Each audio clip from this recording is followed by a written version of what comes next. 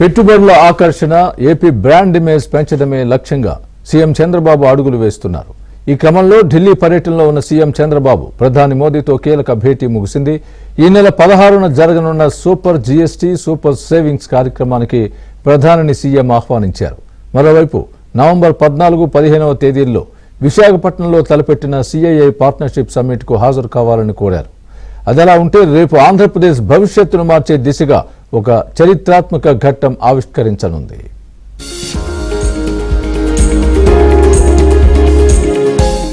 ఆంధ్రప్రదేశ్ కు పెద్ద ఎత్తున పెట్టుబడులను ఆకర్షించి రాష్ట్ర బ్రాండ్ ఇమేజ్ ను ప్రపంచానికి చాటే లక్ష్యంతో కూటమి ప్రభుత్వం అడుగులు వేస్తోంది. ఈ క్రమంలో ప్రధానమంత్రి నరేంద్ర మోదీతో ఆంధ్రప్రదేశ్ ముఖ్యమంత్రి చంద్రబాబు, మంత్రి లోకేష్ భేటీ ముగిసింది. ఈ సమావేశంలో ఏపీకి సంబంధించిన పలు కీలక అంశాలపై చర్చించారు. ఈ నెల 16న కర్నూలులో తలపెట్టిన సూపర్ జీఎస్టీ సూపర్ సేవింగ్స్ కార్యక్రమానికి ప్రధాని మోదీని ఆహ్వానించారు సీఎం చంద్రబాబు. అలాగే నవంబర్ 14, 15 తేదీల్లో విశాఖపట్నంలో జరగనున్న సిఐఐ పార్ట్నర్షిప్ సమ్మిట్ కు మోదీని ఆహ్వానించారు.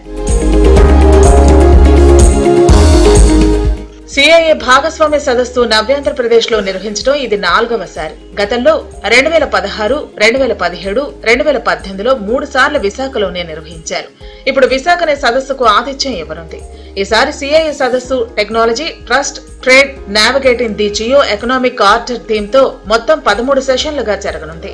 29 వాణిజ్య మంత్రులు, 80 మంది దేశ, విదేశీ సీఈఓలు, 40 దేశాల నుంచి ప్రతినిధులు, అలాగే 13 మంది కేంద్ర మంత్రులు ఈ సదస్సుకు హాజరవుతారని అధికారులు అంచనా వేస్తున్నారు. G20 దేశాలు, మిడిల్ ఈస్ట్, యూరప్, ఆసియా, పశ్చిమాసియా తదితర ప్రాంతాల నుంచి ప్రతినిధులు పాల్గొనే అవకాశం ఉంది.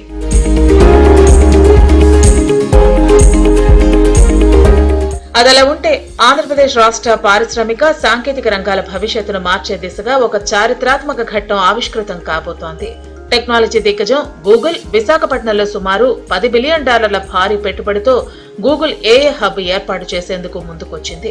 దేశంలోనే అతిపెద్ద విదేశీ ప్రత్యక్ష పెట్టుబడులతో ఒకటిగా నిలవబోతున్న ఈ మెగా ప్రాజెక్టుకు సంబంధించి మంగళవారం న్యూఢిల్లీలో రాష్ట్ర ప్రభుత్వం, గూగుల్ సంస్థ ప్రతినిధుల మధ్య కీలక అవగాహన ఒప్పందం జరగనుంది. ఈ ఒప్పందంతో విశాఖపట్నం దేశంలోనే తొలి కృత్రిమ మేధస్సు నగరంగా రూపాంతరం చెందనుంది. ఢిల్లీలోని మాన్సింగ్ హోటల్లో మంగళవారం ఉదయం 10 గంటలకు ఈ ఒప్పందంపై సంతకాలు చేయనున్నారు.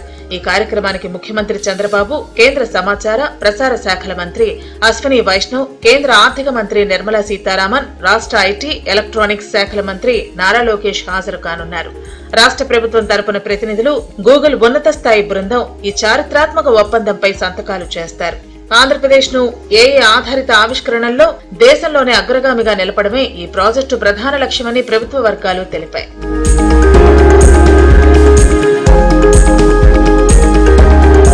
ఆంధ్ర రాష్ట్ర ప్రభుత్వ అంచనాల ప్రకారం ఈ ప్రాజెక్టు రాష్ట్ర ఆర్థిక వ్యవస్థపై గణనీయమైన ప్రభావాన్ని చూపనుంది.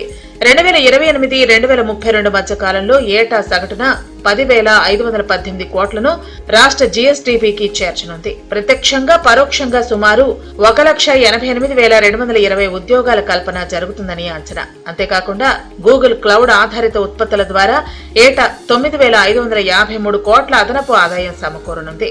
మొత్తం 5 ఏళ్లలో దాదాపు 47,720 కోట్ల ఆర్థిక లక్ష్యాన్ని చేరుకుంటుందని భావిస్తున్నారు.